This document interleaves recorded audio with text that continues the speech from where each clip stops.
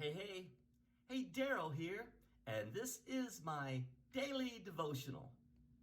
We have concluded the study of the book of Nehemiah, and now we're moving on to the book of Esther. Now, you may be surprised to learn that chronologically, the Bible has these two books out of order. Esther, chronologically, occurs before the book of Nehemiah. The way we know this is in the book of Esther. It says this is what happens during the time of Xerxes, the king of Persia. Well, Artaxerxes, at the beginning of the book of Nehemiah, who Nehemiah was the cupbearer for, who Nehemiah got permission from to return to Jerusalem to build the wall, Artaxerxes is the son of Xerxes. In fact, you may be alarmed to learn that Esther and Nehemiah were probably contemporaries.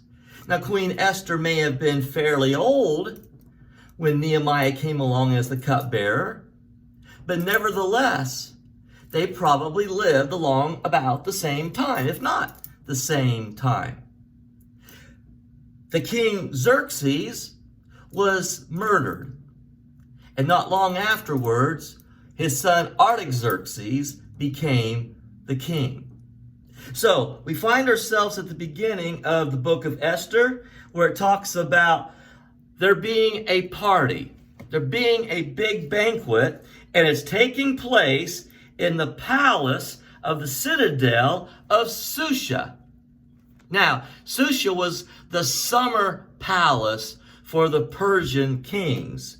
Well, if you go back to the book of Nehemiah, you learn here that when Nehemiah comes to speak to the king to get permission to go to Jerusalem to help build the wall, it is to the same citadel at Shusha that he goes. So there's a lot of overlapping personalities and overlapping places here in the book of Nehemiah and the book of Esther.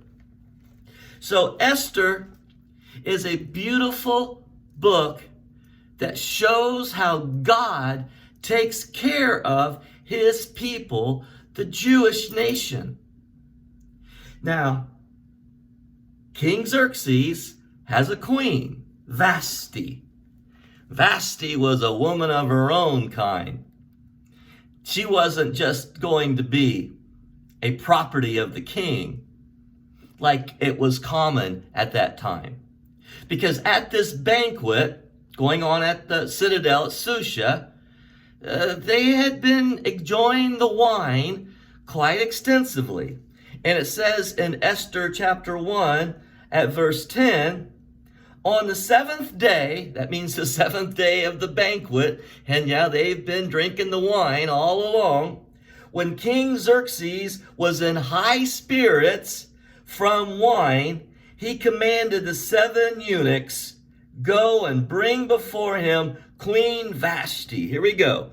Wearing her royal crown in order to display her beauty to the people and nobles, and she was lovely to look at. And so what the king is saying, go get the queen and just cause her to walk before my guests so I can show off her beauty.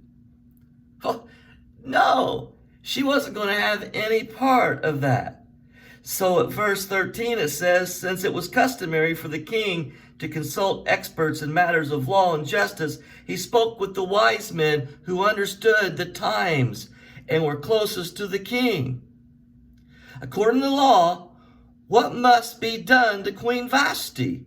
She has not obeyed the commands of the king Xerxes that the eunuchs have taken to her.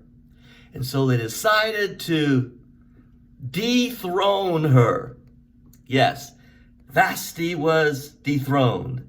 Therefore, if it please the king, let him issue a royal decree and let it be written in the laws of Persia and Media, which cannot be repealed, that Vashti is never again to enter the presence of King Xerxes. So, in essence, he divorces her. Now, he goes on the lookout for a new queen.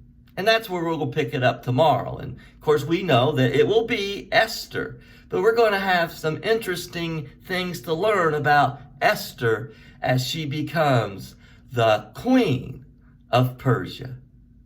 God bless you. Good day.